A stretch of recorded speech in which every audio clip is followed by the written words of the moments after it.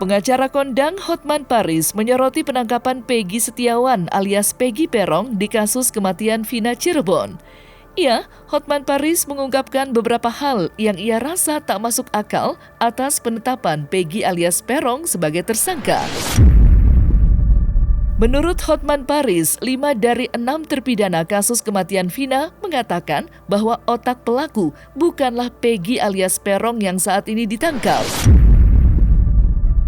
Selain itu, hasil berita acara pemeriksaan atau BAP ulang yang baru dilaksanakan kurang lebih 2 minggu sebelum Peggy alias Peron ditetapkan sebagai tersangka dinilai bertentangan dengan hasil BAP sebelumnya pada tahun 2016 silam. Untuk mengetahui hal yang lainnya, maka inilah 5 hal yang dinilai tak masuk akal menurut Hotman Paris terkait penangkapan Peggy, versi Cumi Top 5.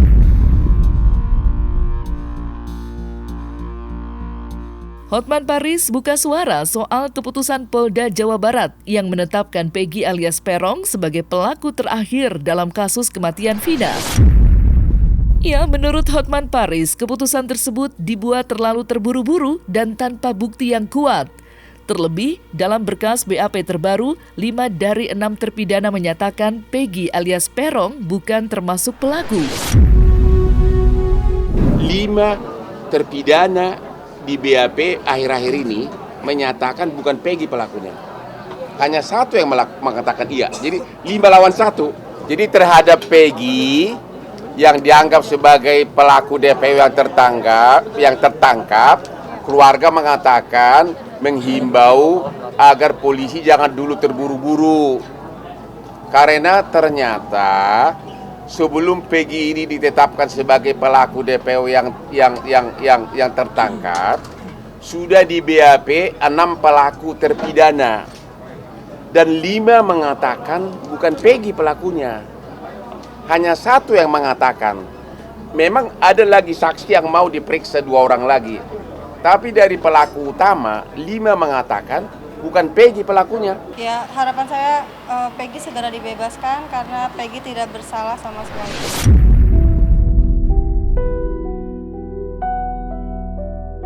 Hotman Paris mempertanyakan perihal berita acara pemeriksaan atau BAP baru 2024 dan berita acara pemeriksaan BAP lama tahun 2016 yang dinilai bertentangan. Menurut Hotman Paris, jika masih ada keraguan atas hasil BAP, seharusnya pihak kepolisian belum dapat memvonis Peggy alias Peron sebagai tersangka. Sebelum Peggy ditetapkan sebagai tersangka, 6 orang terpidana ini di BAP ulang dalam 2 minggu ini. Bukan BAP tahun 2016. Kalau BAP 2016 mengatakan ada 3 DPO ada di sini. Yang akhir ini 5 katanya mengatakan bukan Peggy. 1 mengatakan iya. Berarti kan ada keraguan kan?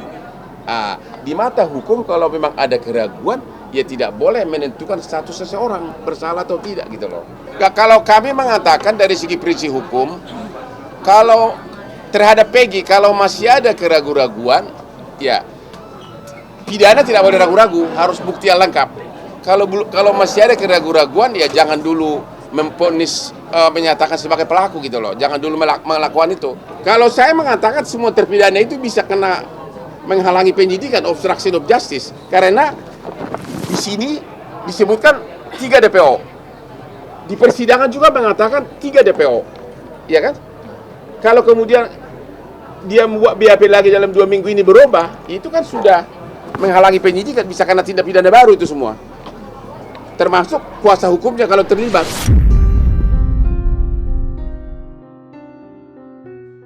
Hotman Paris menanggapi sikap Polda Jawa Barat yang menghilangkan 2 nama daftar pencarian orang atau DPO dalam kasus kematian Vina.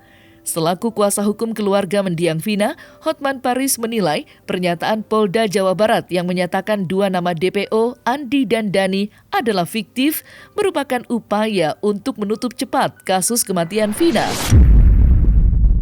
Hotman Paris menambahkan, jika Polda Jawa Barat menyatakan bahwa 2 nama DPO masih diusut dan belum ditangkap, pihaknya masih dapat menerima hasil keputusan tersebut. Yang kedua, mengenai 3 pelaku DPO, dari mana dia bilang bahwa 2 pelaku DPO yang fiktif? kok tiba-tiba hanya dalam waktu 2 minggu disidik ulang, membalikan putusan pengadilan yang sudah berbulan-bulan diputus hasil persidangan, itu yang kita keberatan. Kalau dibilang belum ketangkap masih bisa diterima karena memang udah 8 tahun. Keluarga sangat keberatan karena Sangat keberatan. Kenapa? di pengadilan itu sudah disebutkan 3 DPO. Kenapa sekarang baru disimpulkan 1 DPO? Ya. Jadi sangat keberatan.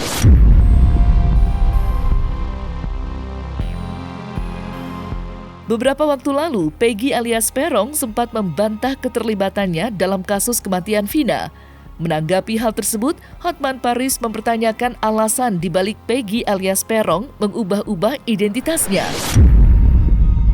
Ya, menurut Hotman Paris, jika Peggy alias Peron merasa bahwa dirinya tidak terlibat dalam kasus kematian Vina, mengapa Peggy alias Peron mengubah-ubah identitasnya di beberapa tempat?